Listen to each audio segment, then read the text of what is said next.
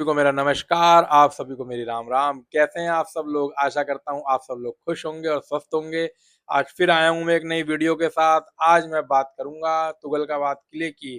Tughlakabad fort जो कि दिल्ली के सबसे विशाल, डरावने और रहस्यमय किलों में से एक माना जाता है। यह दक्षिण दिल्ली में मेहरौली बदरपुर रोड पर स्थित है। इसका निर्माण दिल्ली सल्तनत के तुगलक राजवंश के संस्थापक गयासुद्दीन तुगलक ने कराया था। यह 1321 में बनकर तैयार हुआ था। यह किला अपनी विशालकाय वास्तुकला और सूफी संत निजामुद्दीन औलिया के एक प्रसिद्ध श्राप की कहानी के लिए पूरी दुनिया में जाना जाता है। तुगलकाबाद किले की निर्माण और इतिहास से जुड़ी कहानी भी बहुत रोचक है। इसको तीसरा शहर भी कहते हैं।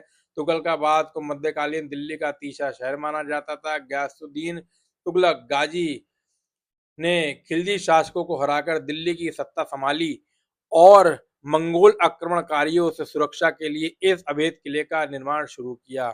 इसकी शिल्प कला भी बहुत ही उन्नत है। इस किले को बनाने में केवल 4 साल का समय लगा, 1321 से 1325।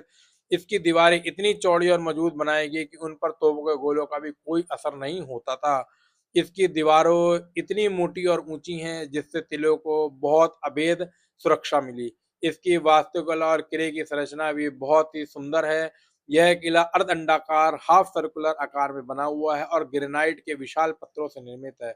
इसकी विशाल प्राचीर भी अद्भुत है। किले की बाहरी दीवारों पर लगभग 6 किलोमीटर लंबी और कई जगहों पर 15 से 30 मीटर तक ऊंची दीवारें हैं।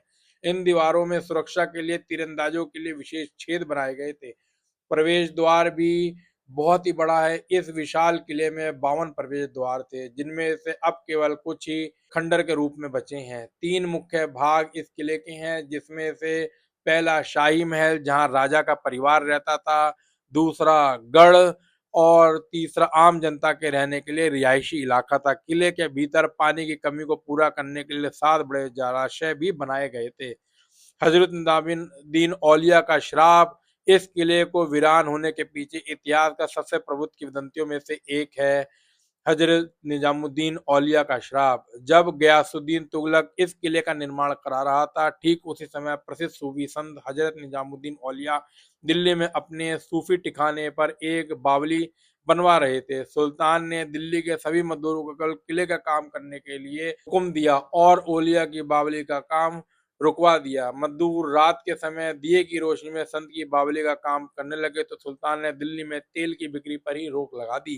क्रोधित होकर हजरत निजामुद्दीन औलिया ने इस किले को श्राप दिया, या रहे उजाड़ या बसे गुजर, या तो यह किला हमेशा वीरान रहेगा या यहाँ चरवाहे गुजर जाति के लोग रहेंगे। यह श्राप सच साबित हुआ। गयासुद्दीन तुगलक की मृत्यु के बाद उसके बेटे मोहम्मद बिन तुगलक ने इस किले को छोड़ दिया और अपनी नई राजधानी जहानाबाद बनाई।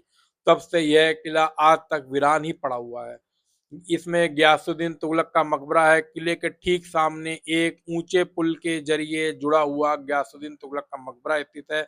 यह एक किलेनुमा परिसर के भीतर लाल बलुआ पत्थर और सफेद संगमरमर से बना हुआ है। इसकी ढलवा दीवारें, स्लोपिंग वॉल्स और गुंबद भारत में इंडो इस्लामिक वास्तुकला का शुरुआती और सुंदर उदाहरण देते हैं। इसके अंदर सुल्तान, उसकी पत्नी और उसके बेटों की कब्रें हैं। इस किले को घूमने के लिए यह सुबह 7 बजे से शाम को 5 बजे तक खुला रहता है और घूमने का सबसे अच्छा समय सुबह का समय है, जब धूप कम होती है और आपको गर्मी कम लगेगी। एंट्री की कीमत ऑनलाइन माध्यमों से 20 रुपए है और कैश माध्यम से काउंटर पे 25 रुपए है। विदेशों के लिए टिकट का मूल्य 250 से 300 रुपए प्रति व्यक्ति है। 15 वर्ष से कम आयु के बच्चों की एंट्री निःशुल्क है। घूमने जाते समय आप अकेले जाने से बचें और जूते को अवश्य पहने। यहाँ कोई पक्का रास्ता नहीं है और पत्थरों और खड़ंजरों पर चढ़ना पड़ेगा, इसलिए आरामदायक स्पोर्ट्स शूज को पहनना जरूरी है।